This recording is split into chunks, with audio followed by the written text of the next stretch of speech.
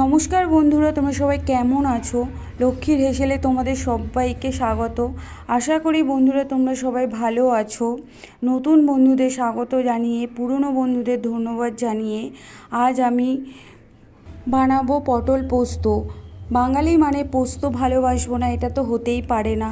পটল পোস্ত বানাতে খুবই কম উপকরণ লাগে। এর জন্য নিয়েছি পটল লম্বা লম্বা করে কেটে ধুয়ে নিয়েছি, পরিমাণ মতো পোস্ত, কয়েকটা কাঁচা লঙ্কা। তারপর কড়াইটা ওভেনে বসিয়ে ভালো করে গরম করে নিয়েছি। এরপর কড়াইয়ে পরিমাণ মতো তেল দিয়ে দিয়েছি। তেলটা আমার গরম হয়ে গেছে। এবার কালো জিরে ফোড়ন দিয়ে দিয়েছি। ফোড়নটা ভালো করে নেড়ে চেড়ে নেব। এরপর আমি পটলগুলো কড়াইয়ের মধ্যে দিয়ে দেব। পটলগুলো আমি দিয়ে দিচ্ছি। পটলগুলো দিয়ে আবার একটু নাড়াচাড়া করে নেব। তারপর পরিমাণ মতো নুন,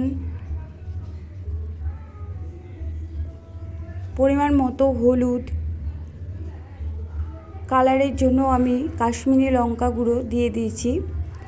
এরপর ভালো করে পটলগুলো নাড়াচাড়া করে নেব।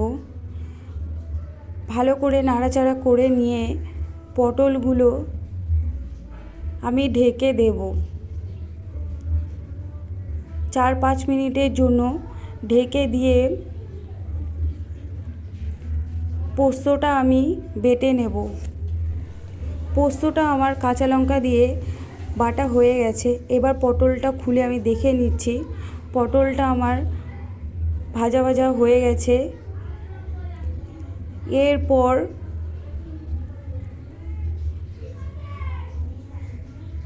আবার একটু আমি নাড়িয়ে নিচ্ছি ভালো করে।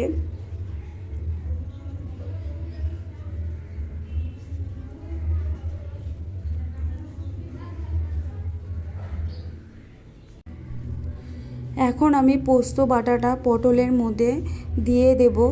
যেই পাত্রে পোস্তটা বেটেছিলাম সেই পাত্রটা হাফ কাপ জল দিয়ে ধুয়ে পটলের মধ্যে দিয়ে দিচ্ছি। এবার পটল আর পোস্তটা ভালো করে নাড়িয়ে নিচ্ছি। গ্যাসের ফ্লেমটা আমি মিডিয়ামে রেখেছি। এরপর আমি 4টে গোটা কাঁচা লঙ্কা দিয়ে দিলাম। আবার একটু নাড়িয়ে নিচ্ছি, না হলে পোস্তটা কড়াইয়ে লেগে যাবে, তাই আমি নাড়িয়ে নিচ্ছি।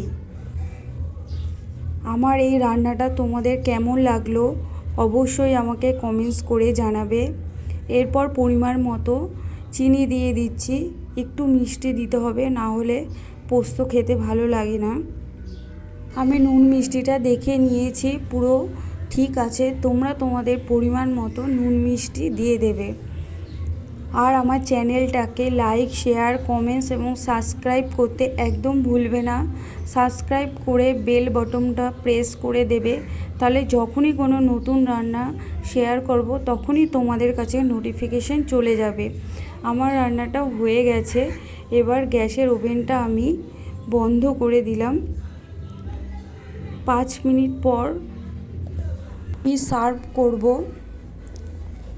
অবশ্যই তোমরা ঘরে রান্নাটা করে দেখো তোমাদের কেমন লাগলো আর আমাকে কমেন্টস করে জানাবে।